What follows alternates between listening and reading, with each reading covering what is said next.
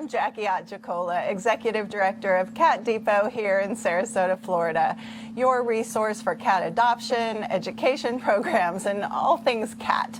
And Kindness Matters, this is a show that explores our relationship with all living things around us, from the pets living in our homes, to the birds outside in the trees, to the animals living offshore. We have so many here in Florida. We're truly blessed for that.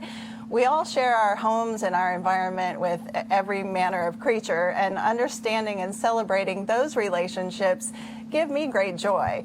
Animals have always played a significant role in my life, and I reflect daily on all of those joys, the successes, the celebrations, all of that surrounding my relationships with animals. And simple enough, they really make me smile. So tonight I brought my dog Whizzer with me. He is very fixated on getting his supper here. It is 5 o'clock after all. He is a 10-year-old corgi. He joined our family when he was 7 months old. He's a super chill guy. He loves toys, especially Nylabones. His favorite are those little Nylabone dinosaurs. He likes napping at this age a whole lot. I'm right there with him. And now we go on short walks because he is slowing down a bit. We have to make sure we walk him when it's a little cooler in the evening or in the morning, but he very much likes walking with the neighbors Lori and Ann. And last week, this is what happened on our walk. I believe we have a video of that. He gets super excited when he comes out.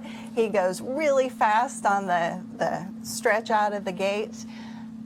And then he had to take a break, and we still had a block to go. So Lori managed to give him a break for a little bit and carry him. He's 38 pounds, so that's a pretty good feat. So we all got our exercise on that walk. But it's important for senior pets like Whizzer to continue to get their exercise. He eats a special diet for senior dogs, and he has some allergies as well. So he receives a special diet for that. We give him joint supplements, and we're really careful on our tile floors. We are looking to replace those. Haven't gotten to that yet. We are all careful on the tile.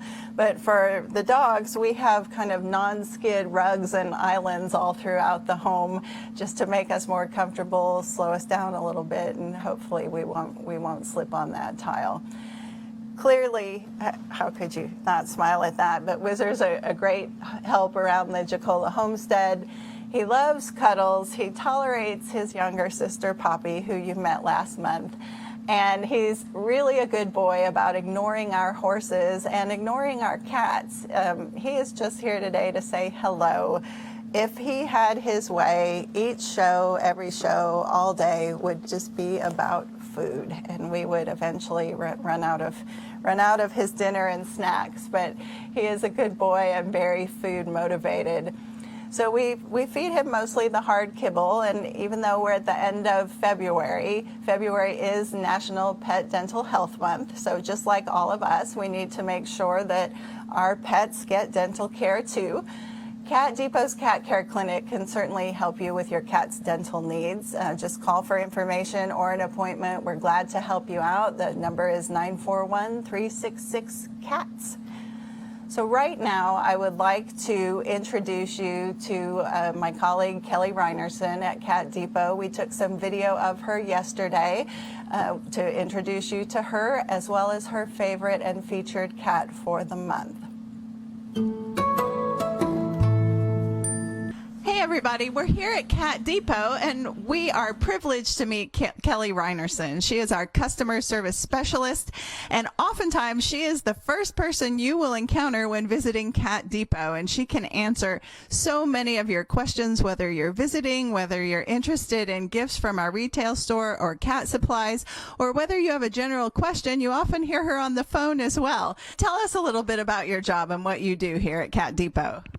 Well, I am, as you said, I'm the first person everybody will see walking through the front doors Wednesday through Sunday. I answer the phones, I greet people, I get them started on the adoption floor, and I help them purchase items in our gift store. And tell me and tell all of us about some of the items we have here, because I think we have like over 1,000 different items.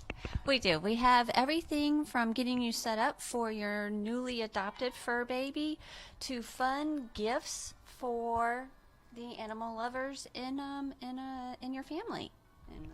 So behind me, gosh, we've got some things that we had out for Valentine's Day in the month of February. We've got cat food, we have bowls, we have beds, we have toys, we have really large fun cat trees.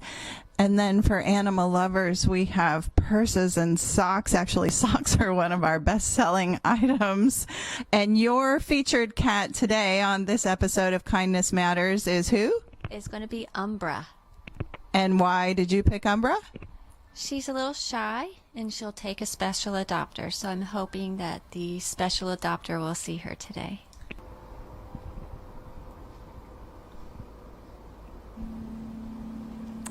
Okay, we're back here live and distracted by a playpen full of kittens. These kittens are just visiting us from foster. In fact, their foster dad, Charlie, brought them here to the studio for us, and we're very thankful for that. They actually came from Lady Lake Animal Services with their mom. They're just a couple months old. They're coming into Cat Depot regularly now for regular medical evaluations, vaccines. Soon they'll be microchipped, spayed, and neutered. So they're getting a whole and just some fun facts about kittens. When they were born, they were just 3 to 4 ounces, super tiny. Their eyes open in about 1 to 2 weeks. They need to nurse every 2 to 3 hours until they're fully weaned when they are 8 weeks old. And we have reports that these guys are now eating food on their own. So sometimes these kittens come into Cat Depot with their mom, which these guys did. And mom is also going to need spayed. But sometimes they're found abandoned. And either way, they do need some care. So they were lucky enough to be able to go to foster, to stay with their mom, to stay out of the shelter population, and in a house with our volunteers. And they're getting raised and socialized, and they're getting to experience house things. So when they are adopted, they're going to be used to televisions and activity in the kitchen and people coming and going and people of all ages. So it's great that we can utilize volunteers and fosters to help raise these kittens. It really is beneficial both to Cat Depot and helpful to us, and really benefits the cats. So while Cat Depot is a shelter with a mission to adopt cats into loving homes, there are also cats that might not necessarily thrive in homes because they've lived outside all of their lives, years even, or a very long time. Some of those cats are a little used to people, or most rely on people in some way. After all, we are stewards of our environment. It is our responsibility to also help these cats. So we work with the community and partner organizations to trap these community cats, to bring them in for spay, for neuter, just to check on them as well. And they are returned to their community if they are not at all comfortable living in a house. Some of the cats, we find out that maybe they were someone's pet, maybe they're already socialized, and they can be adopted. And some cats are kind of in the in-between. They are not really comfortable in a home, but they'd be amenable to a working cat or a barn cat situation. And those we are looking to place in homes that have protected areas for the cats, but where they can still be safe and live outside. So there are so many homeless cats in the country. Spay, neuter, education, community involvement, that's really the key. Because as we look at these kittens, I believe there are 7 here visiting us tonight. That's just one litter from one mom. She is going to be spayed, but I can't even begin to do the math. If she had several litters a year, theoretically, she might give birth to 200 kittens in her lifetime. So that's a whole lot of kittens. And that's going to lead me to talk a little further about spay and neuter with our special guest this evening, Mary Dietterle.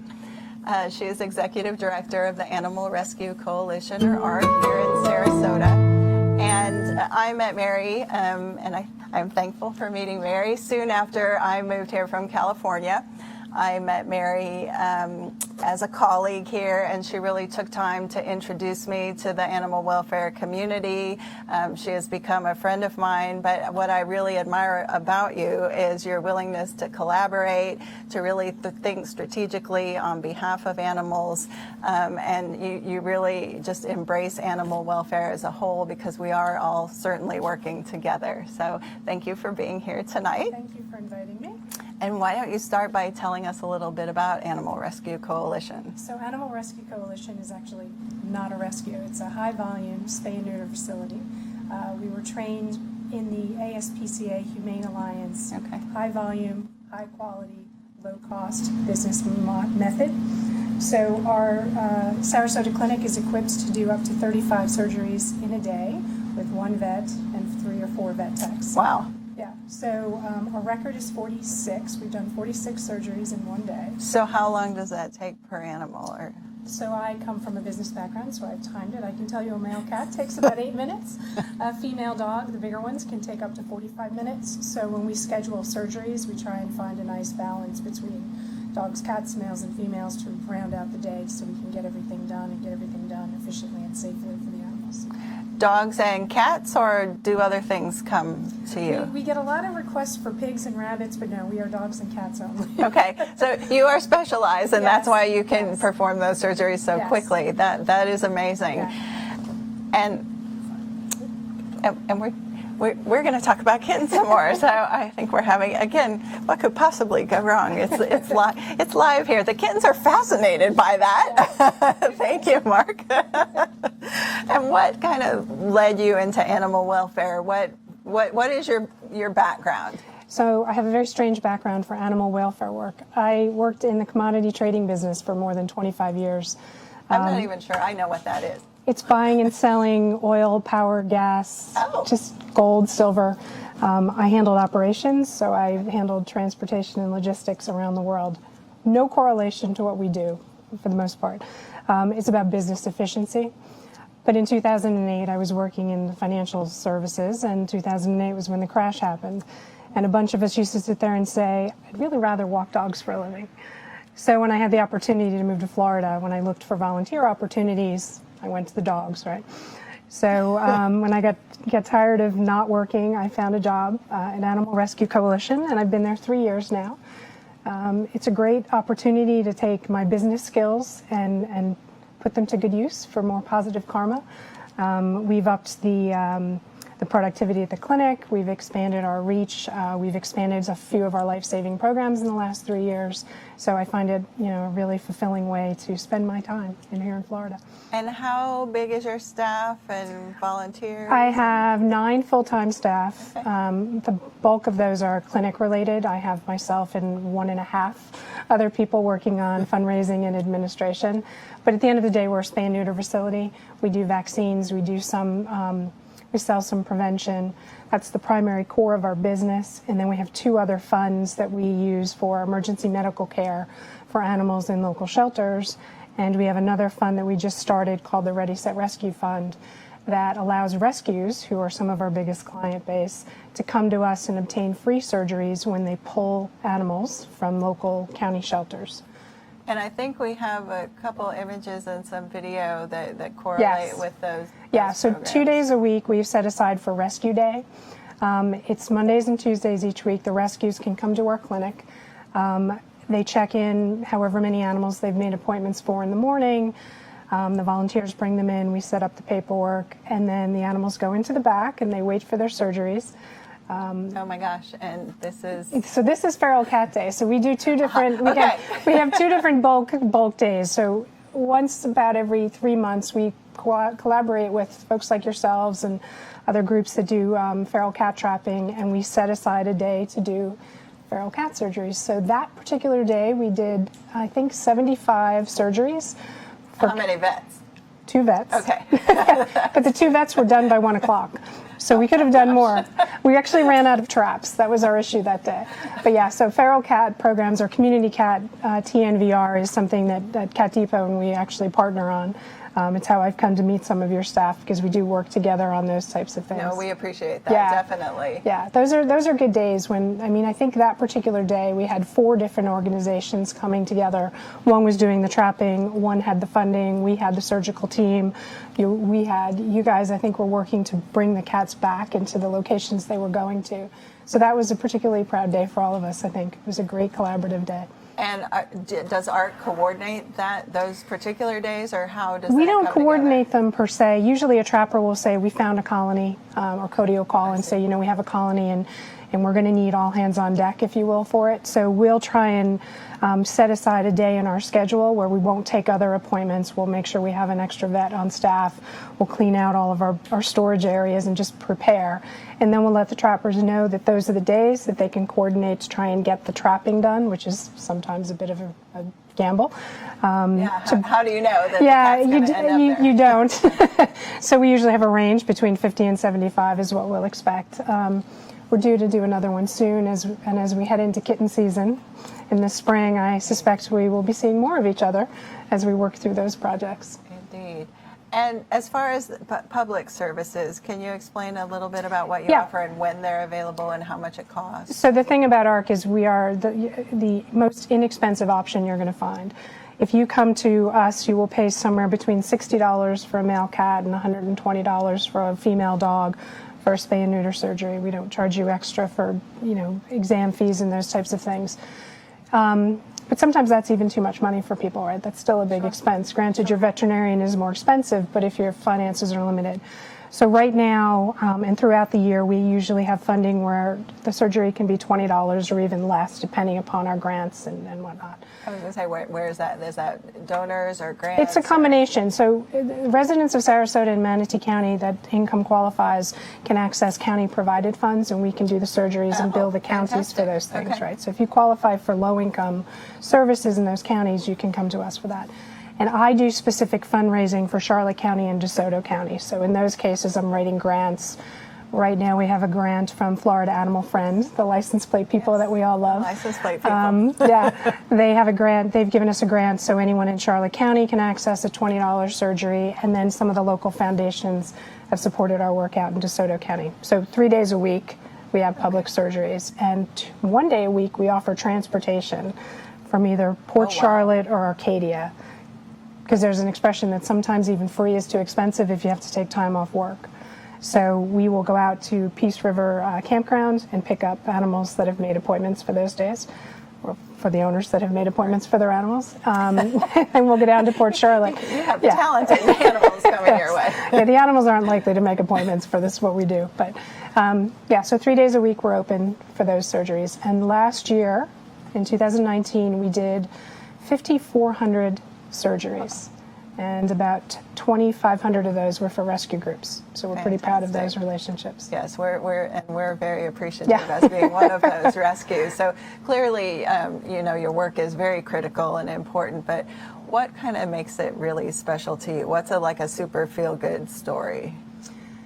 Oh, that's one of my trick questions, huh? A super feel good. No.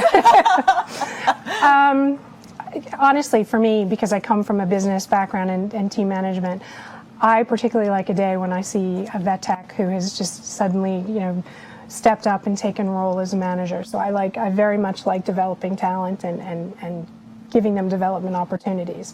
So when I have, my vet tech who's been with me 15 years knows how to pretty much run the clinic. I don't have to sit there anymore and be there. That's a proud day for me. Our emergency medical fund also gives us some great stories. I'll get a call. You typically get them on Thanksgiving or Christmas or some other holiday. And do you have staff on those days? No, but I get calls from the county shelters, and they'll say, so we have this dog. Very often it's a hit by car or some sort of problem. And they'll say the surgery is going to cost, $1,000. Can your fund help us? And so the best days are the days that I can say yes. And to be honest with you, in 3 years, I don't think I've ever said no. But so we have some good stories. And at our event last weekend, we showed a story about a dog who came through our emergency medical program in 2018. He went into the shelter with a really bad case of mange, and we treated him. And he was in the shelter for over 400 days waiting for his adoption. And that's a testament to spay and neuter, right? The fact that our shelters can give these animals enough time to find their home is because the numbers going into the shelters are lower because people are taking the responsible choice and getting their animals spayed and neutered. So Ringo is this dog. Ringo now has a lovely home in Sarasota. He's got a pool and a lifetime supply of tennis balls. He's got a pool. Yes, he's got a pool. So that's a good story. You know, I saw him, day one back when he came into Animal Services. He was tethered to a chain and living outside and in horrible condition. And now he's living large in Sarasota with a loving family. Clearly. Those are good days. That's awesome. And so speaking of your event, which I enjoyed very much, your event, and participated in the silent auction, which was very fun, mind you. I was learning the new app that lets you bid from your seat. Kind of a dangerous thing to do, but good for you. I'm going to pay you back next week for yours. Yes, thank you. So tell us a little bit about that event, and do you have other events throughout the year, or how do you facilitate your fundraising? So the Unconditional Love Gala is the same event we've been having for years. It's kind of it's one of the premier animal events in town, and it is the groundbreaking fundraising that we do every year. That is how the clinic. That's our thing. Because I only have 1.5 admin staff, it is our only event. We go to other smaller events. We've tried to run other events, and as you know, sometimes these events can have diminishing returns because you take so much time out of caring for the animals and other things that you have to. So good. They by are. The way. They are. You take so much time out of running your business that sometimes the events aren't worth it. But this particular event literally keeps the clinic running. We have over 200. I think we had 250 people. We had great participation in the silent auction. We have a wonderful video that we create every year that basically tells the stories of some of our clients, because I think I said it that night, you're not going to get a good Google review from an animal coming out of a spay and neuter surgery, but you can see the stories about animals that are saved because people are doing these things. Absolutely. So I know you mentioned our event, and we'll get to that in a second, but we're ready. We're getting ready for it. We have 1 week to go. I just for fun, and I am still amazed. Charlie, you've done a great job raising these kitties along with their mom. They are being so good, super chill. They're just kind of relaxing. So just real quick, it's just kind of a rapid fire thing. Your favorite pet of all time? My dog, Tara, Black Lab, found her in the woods in 1972. The best pet name you have ever heard anyone utter? Whizzer's pretty good. Whizzer's good? Okay, you like my corgi's name. What's your pet name? How does your family call you to dinner? How do they call me to dinner? I cook, so nobody calls me to dinner. You don't have a pet name? Oh, what? Ma. Ma. Okay, good. Best thing you like to do in Sarasota? Beach. Beach. Yeah. Yes, I need to get there more. Yeah. I'm telling you. So, favorite hobby? Beaching? Read. I'm a reader. Oh, I'm addicted to my Kindle. I read really bad apocalypse fiction and other things to take your mind off the day to day. Okay, I like that. I ironically, even before I was at Cat Depot, I read the kind of, I call them mindless. They're not mindless, but the cat mysteries or the talking cat books and the really, yeah. So you were destined. You were destined for Cat Depot. Apparently, but they really relax me. Yeah, so they take you out of your normal day to day. Yes, truly. Even though I may think the cats are talking to me, but they're being super cute. It is time to wrap up, and I want to thank all of you guys, everyone around. The Kittens and Charlie and Cat Depot colleagues and volunteers, and especially thank you to Mary for giving up a part of your evening to join us here. A reminder that Cat Depot, as ARC, is a 501c3. We are nonprofit. Cat Depot is doing good in the world for cats and people that love them. And on next week, Friday, March 6th, Cat Depot has its annual fundraiser.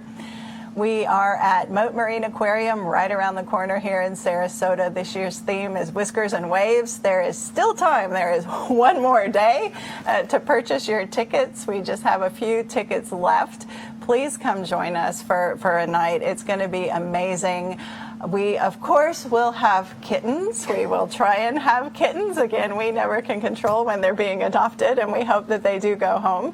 We will have an awesome silent auction, and where Mary is going to bid on many of my items. Dancing to a DJ, brief remarks from Gregory Castle, founder and director emeritus of Best Friends Animal Society, will offer some words about life saving. So to find out more, please visit our website at catdepot.org. Click on the upper right, Whiskers and Waves. Again, last day for ticket sales is tomorrow. If you are not able to attend, neat thing with this new app that we're all using, you can still bid on the silent auction items. You can still buy raffle tickets. So it's amazing. Again, we are all learning the new technology, but it's very exciting. So please, if you're coming, get the app on your phone and look at our items or look on our website ahead of time.